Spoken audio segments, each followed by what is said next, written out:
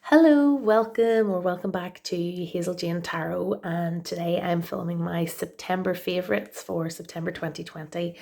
So first of all, I'm going to talk about the decks I've been working with this month.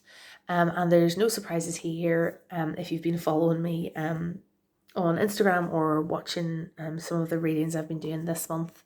One of my big favourites this month has been the Modern Witch Tarot deck by Lisa Sterle, and this is published by Liminal 11. So this is one that I got as a new deck in August. It was a birthday present, and I'm not going to spend too long talking about it because I have filmed a full review which was just posted last week. But this is a great deck, and I used it every day for daily readings. I used it for week ahead readings. I used it for my pick a card readings that were filmed earlier in September. And yeah, I just really love this deck, and as I said in the review, I'm kind of surprised at how much I actually do like it. I don't normally use my Rider-Waite-Smith Centennial to read with at all, and I used it more like as a study deck, and this is the closest to the Rider-Waite-Smith that I have read consistently with, and I just love it. It's a really easy deck to read with. The messages are really clear, and the art and the colours and everything. I just love everything about this deck. So if you are interested in hearing a bit more, check out that deck review video, and I will try to remember to post a link to that below, but it was just posted really recently on my channel. The Oracle deck that I used alongside the Modern Witch for my daily draws is this Manifesting Your Greatness Oracle deck, and this is by Amy Chase, and it is published by Red Feather, and it has that lovely whispering cardstock, really matte, with this blue metallic edging, which is really cool. And I have filmed a full review of this as well, which I'll be posting next week, so please keep an eye out for that. But this is it's a great oracle deck. I love the funky colorful art, and the messages have been really clear and straightforward. Some of the cards that have come up for me this month, so Buck Convention came up a few times. Ponder Your Blessings has come up, which is this one. Take the Time has come up a few times this month, and there's one, yeah, I've seen that one this month as well.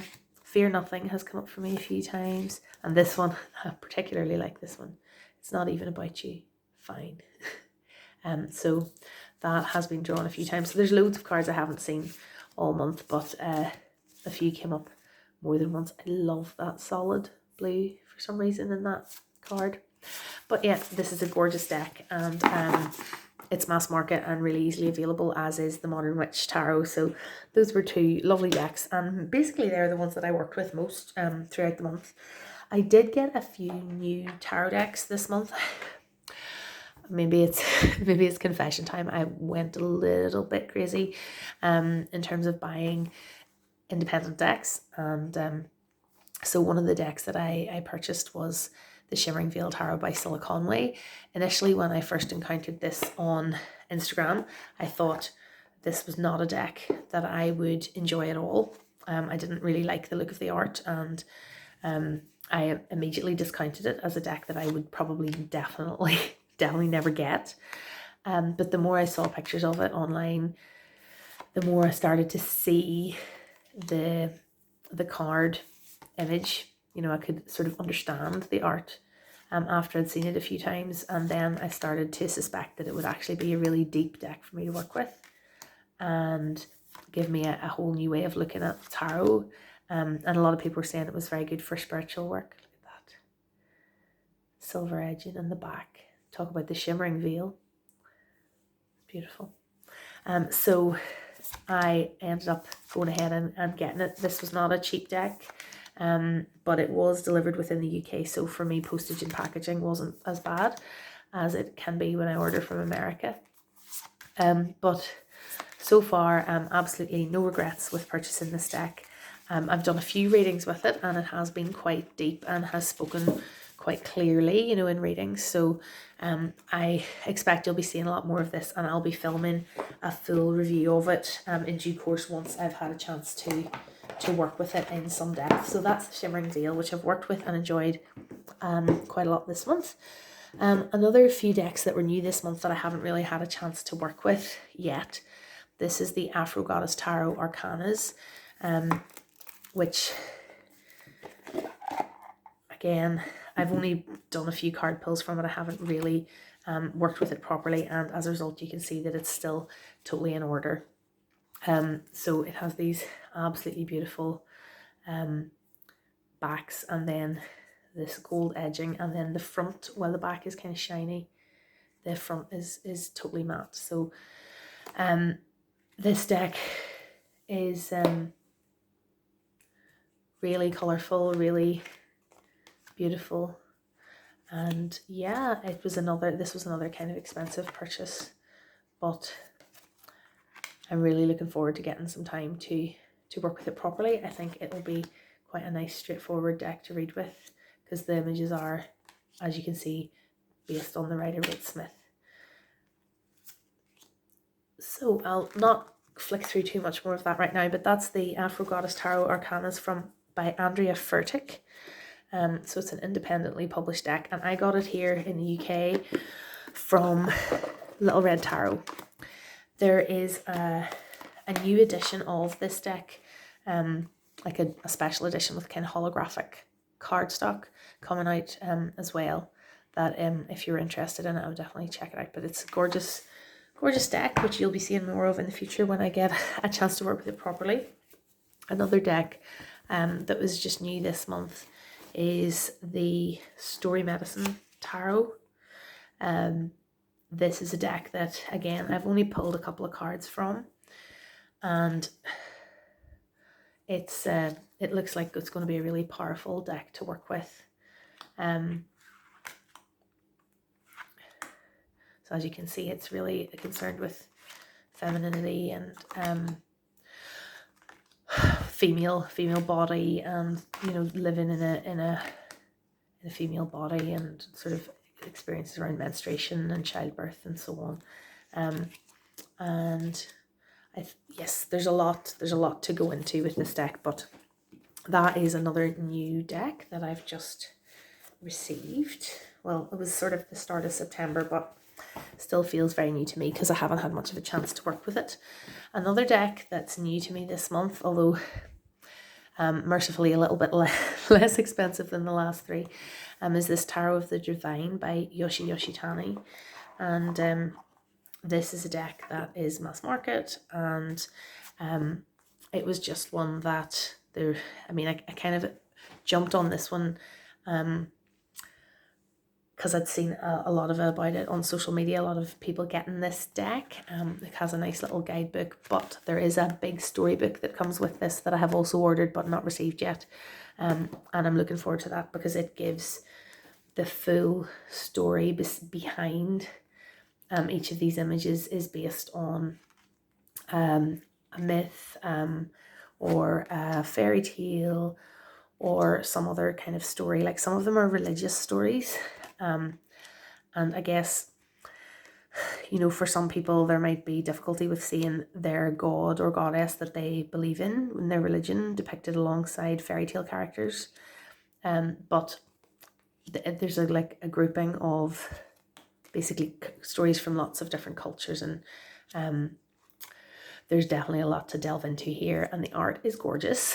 So I've just again done a few card pulls from it, but haven't really worked with it properly, and I'm looking forward to getting the full storybook for this, so that I can work with it in a bit more depth. So as you can see, my depth here has kind of gone to hell. The other thing that I've just purchased this month is this Believe in Your Own Magic Oracle deck by Andrea Lovelace,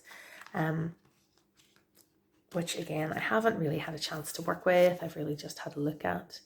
But what made me really drawn to purchase this deck was the range of body shapes that are depicted in the women in this deck. As a woman in a larger body, it is nice to see larger bodied women depicted in a positive way in an oracle deck, instead of, you know, the usual, I don't know, skinny mermaids or whatever. I think this is nice because we have a mixture of all different types of people depicted. And yeah, so that's why I bought it, but I haven't had a chance to work with it very much. My intention is actually to use this deck and the Story Medicine Tarot to work with alongside this book. So this is another kind of favourite from the month of September. I purchased this self-help book by Lisa Papez, who I'm sure you know as Lisa from Supportive Tarot on YouTube, and I've been watching Lisa's videos for a long time, and when I saw she brought this book out, I really wanted to get it to support her, but also I think the subject matter is something that I will be able to get a lot out of as well. So the book is divided up into sort of different areas like body acceptance, self-care, self-awareness, accountability, and so on. And there's a real kind of program to work through here. So like I've read the body acceptance section, but there are a lot of activities to do throughout it. So, you know, for example, I've dog-eared and highlighted some of the things to do, like what activities would you do if you weren't worried about achieving a particular result, or what you might look like, or whatever people think of you for doing it. You know, so that's something to reflect on and journal about. That maybe just in the first read through I didn't necessarily. Like here's another activity to look at, which is to do with trying to learn how to eat when you're hungry and stop when you're full and things like that. So there's a lot for me to work through in this particular book, and I felt like those two decks, the Believe in Your Own Magic and the Story Medicine tarot, would resonate with the sort of issues that I want to explore with this book. So I've got a little notebook on the go to do the journaling, and there's still a lot for me to work through there. So I think that's probably going to be you know, a big feature of sort of my personal reflection and journaling time and so on for quite a while to come. Another thing I have really enjoyed this month is a little printer that I got with some money that I received for my birthday. It's a HP Sprocket. So as you can see, it's just like a little palm-sized printer, and it prints out little photos. That's just the size of them there. Which I've been using for journaling, which has been really good fun.